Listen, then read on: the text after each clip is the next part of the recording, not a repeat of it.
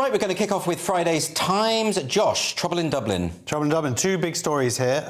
Yes, first of all, Dublin street violence after knife attack on children. This was happened today, about 1:30 in the afternoon. I believe a 5-year-old girl, a 5-year-old boy and a 6-year-old girl and 2 adults were stabbed by a man. Doesn't say in this article here, doesn't say in The Guardian, doesn't say in the BBC, but I believe it was an Algerian man. Well, actually, it's the person of interest that the police are looking at is potentially, or is being suggested to be an Algerian man. Yeah. He's in hospital at the moment, so we just don't know. Don't know where he's from. No. But that has kicked off. Yes.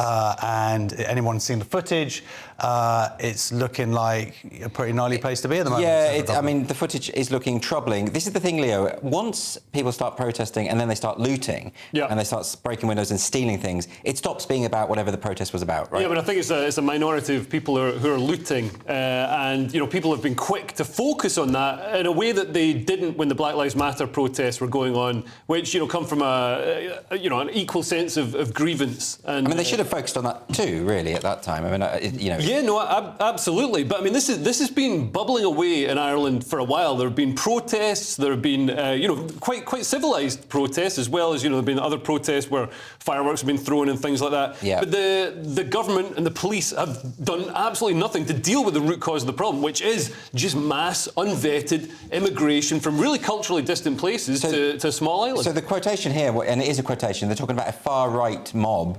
Is that, you don't think that's a fair reflection of what's going on? I mean, this is ridiculous. So I believe he's the head of the police in Dublin, Harris, he came out and he said, a complete lunatic faction driven by far-right ideology. Yeah. I don't think it's far-right to be opposed to children, 5-year-olds being stabbed. We should be clear, that is the police officer saying that, not the Times. The Times hasn't called them far-right. Yeah. But Josh, I mean, if these are legitimate concerns about migration, and it's this kind of thing that tips it over, but of course at the moment we don't know the motive behind the attack, we don't know what's really happened there, but that this has just kind of created the scenario by which people's patience has expired, basically. This is not an isolated incident in that. I mean, what I'm saying is the concern over migration has been very much ongoing in Ireland for a while now. Yes.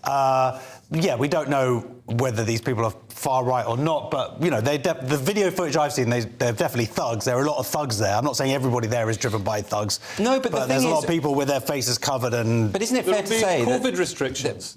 Yeah, but isn't it fair to say that when sensible politicians fail to address they've ignored these issues, people do get driven to the far right? I mean, I was in Sweden recently. I can't believe some of the stories I was told there about grenades going off down the road in Stockholm, gang violence, and all because no one's had a sensible discussion because they were too afraid of being called racist. Yeah, and I think a lot of people in the West, in Ireland and the UK and other places, are happy to have immigration, but it's got to be vetted and it's got to be not just anybody from anywhere. Or indeed that assimilation is sort of part of it, isn't it? And isn't it kind of racist to sort of hold immigrants to lower standards in terms of the way that they ought to behave? Well, according to the BBC, ancient Britons were multiracial, so how can we possibly be being racist against anybody when we are that person?